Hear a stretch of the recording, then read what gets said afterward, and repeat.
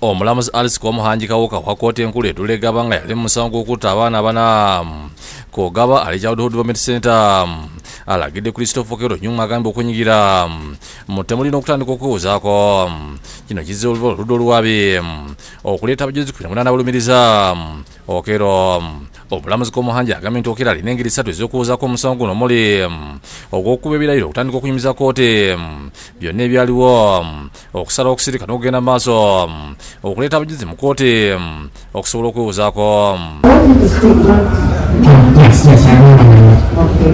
So now I want to find out from you whether you're prepared to give your evidence.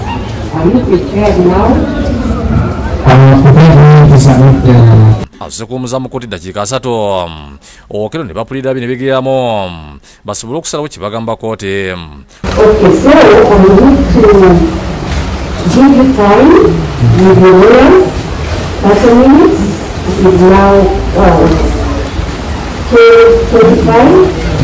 Nva kkooti ekomye okussa 8 okuwulira ebiva ku ludda olwawaabi lwa baloya b'Okello okuli Richard ku mbuga ne Sarawero bagambye nti Okello asize okuleeta abajulizi kyokka alina okusooka okwegiriramu nabo n'asaba okudda mu kkooti ku Mbande.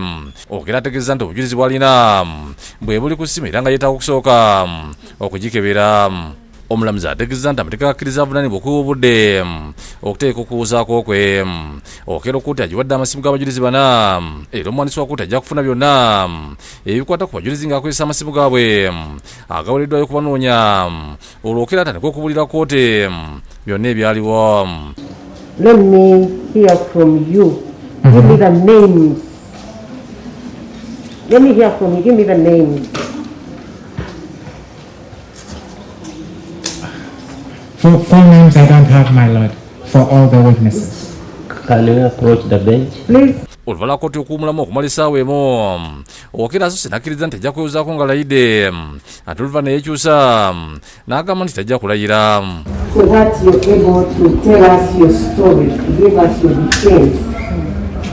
So I'm asking, are you now ready?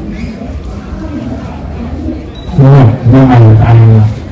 Omulamuzi amuwadde obudde okutuuka olunaku olw'enkya lw'eddamu Okello aleete abajulizi.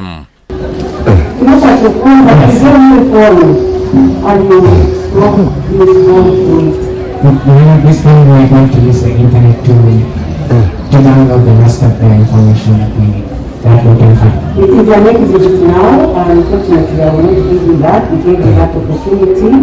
So let's come here tomorrow at 9 and give your evidence. Judith Nalugwa ne Musasi Wankama byakusakidde guli eno lwa Bukedde TV.